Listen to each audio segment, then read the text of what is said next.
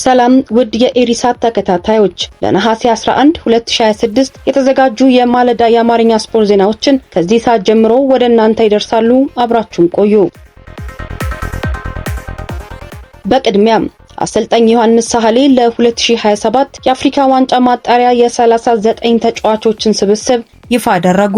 የኢትዮጵያ ወንዶች ብሔራዊ ቡድን ዋሊያዎቹ ዋና አሰልጣኝ ዮሐንስ ሳህሌ ለመጪው መስከረም ወር ለሚደረጉት የ2027 የአፍሪካ ዋንጫ ማጣሪያ የምድብ 10 የመጀመሪያ ሁለት ጨዋታዎች ዝግጅት የሚሆን የ39 ተጫዋቾች የመጀመሪያ ጊዜያዊ ጥሪ አቅርበዋል። በአሰልጣኙ ጥሪ ከተደረገላቸው ተጫዋቾች መካከል 6ቱ ከ20 ዓመት በታች ብሔራዊ ቡድን ካምፕ የተካተቱ ተስፈኛ ወጣቶች ናቸው። የ2018 የኢትዮጵያ ፕሪሚየር ሊግ ሻምፒዮን ሲዳማ ቡና ብዙ ተጫዋቾችን ያስመረጠው ክለብም ሆኗል። የኢትዮጵያ ብሔራዊ ቡድን በ2027 የአፍሪካ ዋንጫ ማጣሪያ በምድብ 10 ውስጥ ከጠንካራዎቹ ሴኔጋል፣ ሱዳንና ሞዛምቢክ ጋር የተደለደለ ሲሆን ማጣሪያውን በድል ለመጀመር ጠንካራ ዝግጅት እንደሚያስፈልገው ይጠበቃል። የአፍሪካ እግር ኳስ ማህበር ካፍ የ2027 የአፍሪካ ዋንጫና ዋና አህጉራዊ ውድድሮች የሚካሄዱበትን ቀንና አስተናጋጅ አገራትን ይፋ አደረገ። የአፍሪካ እግር ኳስ ኮንፌዴሬሽን ካፍ ለቀጣዮቹ 2 ዓመታት የሚደረጉ ታላላቅ አህጉራዊ ውድድሮች የሚካሄዱበትን ትክክለኛ ቀናትና የሚያስተናግዱ አገራትን ዝርዝር ይፋ አድርጓል። በዚህም መሰረት ኬንያ፣ ታንዛኒያና ኡጋንዳ በጋራ የሚያዘጋጁት የ2027 የአፍሪካ ዋንጫ ከሰኔ 19 እስከ ሐምሌ 17 ቀን 2027 እንደሚካሄድ ተወስኖለታል። በመድረኩ ለመሳተፍ የሚደረጉ የምድብ ማጣሪያ ጨዋታዎች ከፊታችን መስከረም 2026 ጀምሮ እንደሚደረጉ ተገልጿል። ከዚህ በተጨማሪ የደቡብ አፍሪካው ማሜሎዲ ሰንዳውንስና የአልጄሪያው ዩኤስኤም አልጀር የሚያገናኘው የ2026 የካፍ ሱፐር ካፕ ጨዋታ በደቡብ አፍሪካም ህዳር 8 እንዲደረግ ውሳኔ አግኝቷል። የሎስ አንጀለስ 2028 ኦሎምፒክ ማጣሪያ የሆነው ከ23 ዓመት በታች የአፍሪካ ዋንጫ በግብጽ እንደዚሁም የ20 ዓመት በታች ውድድር በጋና በፌብሩዋሪና ማርች 2027 ይካሄዳል። እንዲሁም የ17 ዓመት በታች ውድድር በሞሮኮ በሚያዝያና ግንቦት 2027 እንደሚካሄድ ጸድቋል።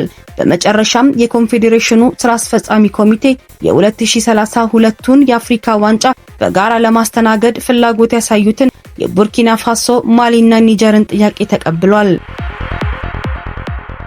ሊቨርፑል የባርሰሎናውን ተከላካይ ሮናልድ አራሆን በውሰት ማስፈረሙን በይፋ አረጋገጠ። ሊቨርፑል የባርሰሎናውን የ27 ዓመት የማል ተከላካይ ሮናልድ አራሆን ለአንድ የውድድር ዓመት በውሰት ማስፈረሙን ይፋ አድርጓል። በአዲሱ አሰልጣኝ አንዶኒ ኢራኦላ የሚመራው ሊቨርፑል በቀጣዩ የውድድር ዘመን መጨረሻ ላይ ተጫዋቹን በ55 ሚሊዮን ዩሮ በቋሚነት የመግዛት መብት አማራጭ አለው። በውሰት ቆይታው የተጫዋቹን ሙሉ ደሞዝ የመርሲሳይዱ ክለብ የሚሸፍን ይሆናል። ኡራጋዩ ተከላካይ ወደ አንፊልድ ለመምጣት የደሞዝ ቅናሽ ማድረጉም ተነግሯል። ሊቨርፑል ተጫዋቹን ያስፈረመው ኢብራሂማ ኮናቴ ወደ ሪያል ማድሪድ ማምራትን ተከትሎ ሲሆን አራሆ በጉዳት ላይ ከሚገኙት ጆጎሜዝና ጆቫኒ ሊዮን መመለስ በፊት ከቡድኑ አምበል ቨርጂል ቫን ዳይክ ጎን ይጣመራል ተብሎ ይጠበቃል። ባየር ሙኒክ የሴኔጋሉን ወጣት ኮከብ ባራ ኒዳይን እስከ 2031 በሚቆይ የረጅም ጊዜ ውል አስፈረመ። የጀርመኑ ኃያል ክለብ ባየር ሙኒክ የ18 ዓመቱን የሴኔጋል ብሔራዊ ቡድን አማካይ ባራ ሳፖኮኒዳይን እስከ 2031 ድረስ በክለቡ የሚያቆየውን የረጅም ጊዜ ፕሮፌሽናል ውል በቋሚነት መፈረሙን ይፋ አድርጓል። ወጣቱ ባለተሰጥኦ ባለፈው የውድድር ዘመን አጋማሽ ላይ ከጋምቢያ ጋምቢኖስ ስታርስ አፍሪካ አካዳሚ በውሰት ወደ አሊያንዝ አሬና የመራ ሲሆን በነበረው ቆይታም ባሳየው አስደናቂ ብቃትና እምቅ አቅም ክለቡ የዝውውር መብቱን በቋሚነት እንዲገዛ አስችሎታል። እንደ ጀርመኑ ታዋቂ የስፖርት መጽሔት ኪከር ዘገባ ከሆነ ሙኒክ ለዚህ ዝውውር ከ5 ሚሊዮን ዩሮ በታች የሆነ አነስተኛ የዝውውር ሂሳብ ለቀድሞ አካዳሚው ከፍሏል። ባራ ኒዲያይ ባለፈው የውድድር ዘመን በአሰልጣኝ ቪንሰንት ኮምፓኒ ስር 4 የቡንደስሊጋ ጨዋታዎችን በማድረግ ራሱን ማሳየት ችሏል። በቅርቡ በተጠናቀቀው የ2026 የዓለም ዋንጫ ላይም የሴኔጋል ብሔራዊ ቡድንን ወክሎ መሳተፍ ችሏል። የባየር ሙኒክ ስፖርቲንግ ዳይሬክተር ክሪስቶፍ ፍሮይን ወጣቱ አማካይ በአጭር ጊዜ ውስጥ ከጀርመን እግር ኳስና አካባቢ ጋር መላመዱን አድንቀው ክለቡ ተጫዋቹን ለረጅም ዓመታት በማቆየቱ መደሰታቸውን ገልጸዋል። ባየር ሙኒክን ከሚመለከት ዜና ሳንወጣ ሃሪኬን በባየር ሙኒክ እስከ 2029 የሚያቆየውን አዲስ ውል ለማራዘም ከስምምነት ደረሰ። የባየር ሚኒኩ እንግሊዛዊ አጥቂ ሃሪ ኬን በጀርመኑ ኃያል ክለብ እስከ 2029 ድረስ የሚያቆየውን ውል ለማራዘም ተስማምቷል። የእንግሊዙ ካፒቴን ከረፍት መልስ በዚህ ሳምንት ወደ ሙኒክ ሲመለስ ድርድሩን በይፋ እንደሚያጠናቅቅ ይፋ ተደርጓል። በዚህ አዲስ ውል መሰረት የኬን ያሁኑም የ25 ሚሊዮን ዩሮ ዓመታዊ ጠቅላላ ደሞዝ ላይ ከፍተኛ ለውጥ የማይደረግ ሲሆን ክለቡ በዋናነት ትኩረት ያደረገው ጥቅማ ጥቅሞች ላይ መሆኑ ታውቋል።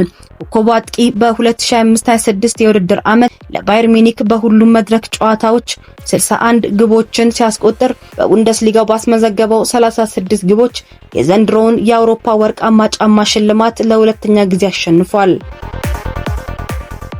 የ2026 የዓለም ዋንጫ አሸናፊው ፈራን ቶሬዝ ፒኤስጂን ለመቀላቀል ከስምምነት ደረሰ።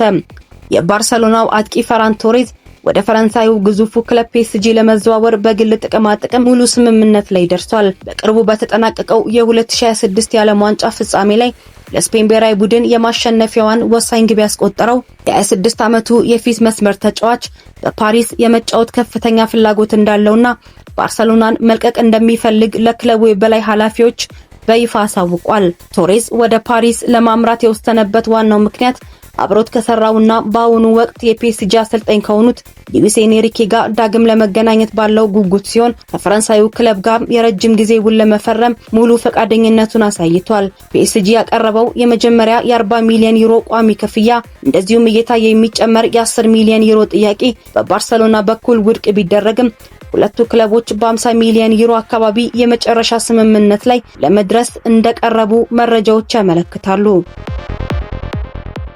አርሰናል ብራድሊ ባርኮላን ለማስፈረም ንግግር ጀመረ። የሰሜን ለንደኑ ክለብ አርሰናል የፓሪስ ሰን ዠርማውን የክንፍ መስመር ተጫዋች የሆነውን ብራድሊ ባርኮላን ለማስፈረም ከተጫዋቹ ወኪሎች ጋር ንግግር መጀመሩ ተሰምቷል።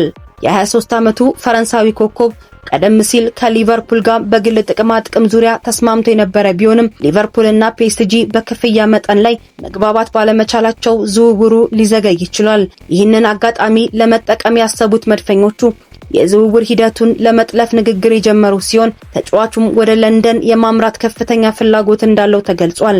ይሁን እንጂ ፒኤስጂ ለኮከቡ አጥቂ ከ100 እስከ 145 ሚሊዮን ፓውንድ የሚጠጋ እጅግ ከፍተኛ ዋጋ በመፈለጉ አርሰናል ይህንን ዝውውር ለማጠናቀቅ ከባድ የገንዘብ ፉክክር ይጠብቀዋል። በመጨረሻም የሩሲያ አትሌቲክስ ማህበር የተጣለበትን ማዕቀብ በመቃወም አዲስ ክስ ለዓለም አቀፉ የስፖርት ፍርድ ቤት ካሳ ቀረበ። የሩሲያ አትሌቲክስ ፌዴሬሽን በዓለም አቀፉ የአትሌቲክስ ማህበር ወርልድ አትሌቲክስ የተጣለበትን የእገዳ ማዕቀብ ለመቃወም አዲስ ይግባኝ ለዓለም አቀፉ የስፖርት ገላጋይ ፍርድ ቤት ካስ ማቅረቡን የቢቢሲ ስፖርት መረጃ አመላክቷል። የዓለም አትሌቲክስ ማህበር ሩሲያ ዩክሬንን መውረሯን ተከትሎ ከማርች 2022 ጀምሮ የሩሲያና የቤላሩስ አትሌቶች በማንኛውም ዓለም አቀፍ ውድድር ላይ እንዳይሳተፉ ሙሉ በሙሉ ማገዱ ይታወሳል።